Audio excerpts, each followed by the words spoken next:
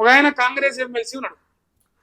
అంటే ప్రస్తుతానికి కాంగ్రెస్ కాదని అందులో కానీ కాంగ్రెస్ నుంచే గెలిచిన ఆయన ఎమ్మెల్సీగా.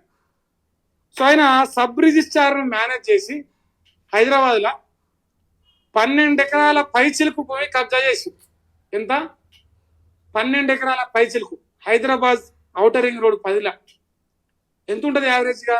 10 కోట్లు ఉంటుంది కదా మినిమం. హైదరాబాద్లో రింగ్ రోడ్ చుట్టూ ఏ మూలకైనా సరే ఖచ్చితంగా 10 కోట్లు అయితే ఉంటుంది. 12 ఎకరాలు అంటే ఎంత? 120 కోట్ల వాల్యూ చేసే భూమి కాంగ్రెస్ లో ఒక ఆయన ఎమ్మెల్సీ ఆయన కబ్జా చేసాడు, ఆయన అనుచరులు కబ్జా చేసారు. అది సబ్ రిజిస్ట్రార్ గారు మనిషి, ఇప్పుడు తెలుసు కదా, ఫింగర్ ప్రింట్ లేకపోతే రిజిస్ట్రేషన్ కాదు. ఫింగర్ ప్రింట్ కావాలి, సంతకం కావాలి, పట్టపాస్ పుస్తకం కావాలి, అన్ని కావాలి. ఏది లేకపోయినా సరే పట్టదారేమో ముంబైలో ఉంటాడు, మహారాష్ట్రలో, కానీ హైదరాబాద్లో మాత్రం రిజిస్ట్రేషన్ అవుతుంది. హౌ? అబ్దుల్లాపూర్ మెట్టు కిందకి వస్తాను కూడా. సో చెప్దాం అది తొందరలో. అబ్దుల్లాపూర్ మెట్ల ఆ ఎమ్మెల్సీ ఎవరు, ఆ 12 ఎకరాల కథ ఏంది, ఆ సబ్ రిజిస్ట్రార్ ఎవరు? దొంగ మింగినవాటగా భూములు. ఈ దొంగ ఎవరో అర్థమైందా? అర్థమై ఉంటుంది. ఆ పేరు మనం ఎందుకు చెప్పాలి కానీ, దొంగ 12 ఎకరాలు మింగినవు, 100 కోట్లు మింగినవు. ఇప్పుడు ఈ ఎమ్మెల్సీ అనే దొంగ ఎవరో మీకు తెలవాలి. ఈ దొంగ ఎవరో మీకు తెలవాలి. గతంలో అడుక్కున్నోడే, రూపాయి పావులు అడుక్కున్న ఈ దొంగ ఇక అతి త్వరలో ₹1 కోటి బస్సులో కూడా మళ్ళీ ప్రజలను భ్రమ పెట్టడానికి ఒక కార్యక్రమం ముందటేసుకొని ఈ దొంగ ఊర్లు తిరిగే ప్రయత్నం కూడా మొదలుపెట్టిండు. కవిత గారు మొన్న గిట్లా అనుకున్నారు. గిట్లా అనుకుంటే చేయని ఏమంటున్నావు దొంగ? ఏమంటున్నావు దొంగ? భయమవుతుందా? ప్రజలు మనల్ని దేకటట్టు లేరు, ప్రజలంతా కవిత గారి వైపు చూస్తున్నారు.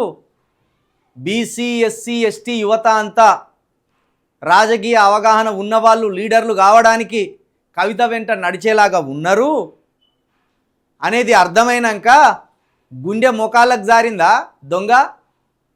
గుండె మొకాలకు జారిందా?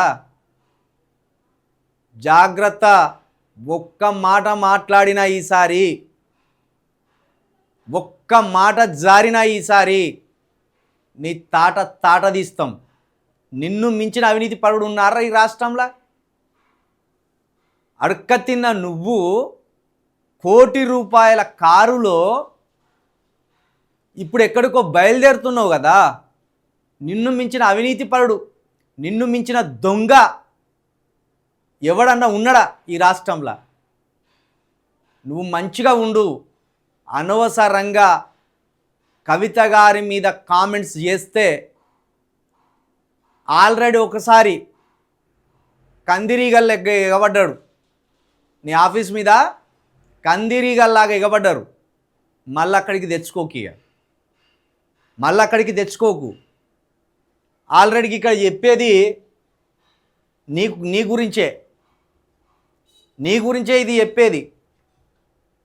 దొంగతనంగా 10 ఎకరాల భూమిని కొట్టేసినామని చెప్తున్నాడు.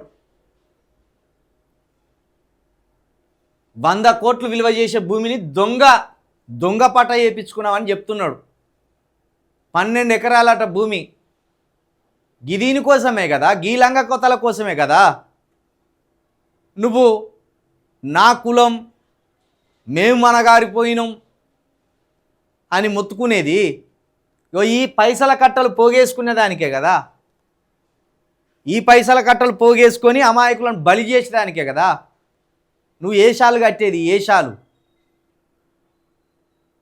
కవిత గారి మీద కామెంట్ చేస్తావు నువ్వు. కవిత గారి మీద కామెంట్స్ నీ జాతకం మొత్తం ఇప్పుతాం. రోజు ఎందుకు మాట్లాడతావేమనుకుంటాను? నిన్ను ఎవరు దేకనప్పుడు మేమెందుకు మాట్లాడాలనుకున్నాం? నువ్వు ఇట్లనే చెలరేగిపోవాలని చూస్తే కవిత గారి పార్టీ పేరు అనౌన్స్ కాగానే ఆమెకు వచ్చే ఆదరణ చూసి నువ్వు ఇంకా అవాకులు చెవాకులు కనుక పేలితే బిడ్డ నీ అంగిలా కూడా లేకుండా చేస్తాం మేము ఖచ్చితంగా. నీకు ముందున్నది ఇంకా ముసుళ్ళ పండగ, ఆగు జరా. నువ్వు తిన్నాయన్ని కక్కిచ్చేదాకా ఇడిచిపెట్టుడు లేదు నిన్ను. నువ్వు తిన్నాయన్ని కక్కిచ్చేదాకా నిన్ను ఇడిచిపెట్టేది లేదు. ఇంత మంచిగా చెప్తాడు. 12 ఎకరాలు కథం చేసి 100 కోట్ల భూమిని దొంగ పట్టాలు చేసుకొని దాచుకోవడానికి ఓ ఏషం కట్టి ముందుకు పోతున్నావని అంత స్పష్టంగా చెప్తాను. నీ కథ పెద్దగా ఉంటుంది, ఆగు జరా, తొందరపడకును.